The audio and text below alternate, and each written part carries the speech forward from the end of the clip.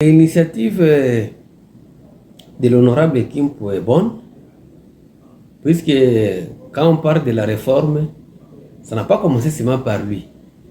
Même son Excellence, Monsieur le gouverneur de la province, lors de son discours campagne, même lors de son discours programme, il avait souligné si la réforme et améliorer aussi les conditions de vie donc des agents de la DGRTAN. Moi, je peux dire peut-être le président de l'Assemblée a suivi ces masses pour faire quand même une petite pression à l'autorité provinciale pour que ce qu'il avait promis soit matérialisé.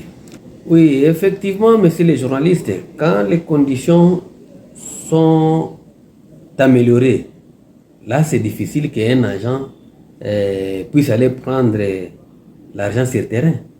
S'il est bien primé, il est bien rémunéré à temps, là je ne pense pas que... Donc ça va favoriser qu'il n'y ait plus encore coulage de recettes. Ça va aussi favoriser, on va réduire sensiblement même les taux de la fraude.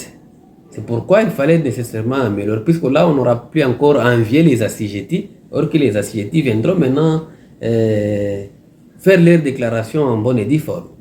Oui, la numérisation, déjà, son Excellence, Monsieur le gouverneur, a déjà commencé.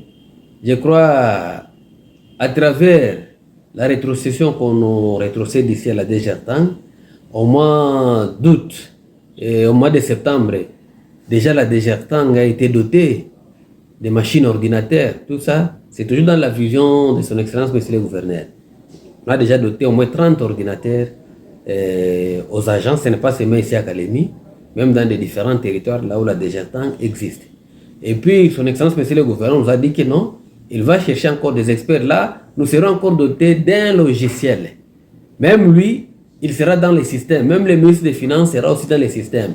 À partir de là, tous les mouvements qui vont commencer à se passer sur la DGRTAN, ils vont commencer même à suivre à distance. S'il y a par exemple, au niveau du port, il y a quelque chose, il y a un mouvement qui est entré dans le compte de la province, ils vont le savoir.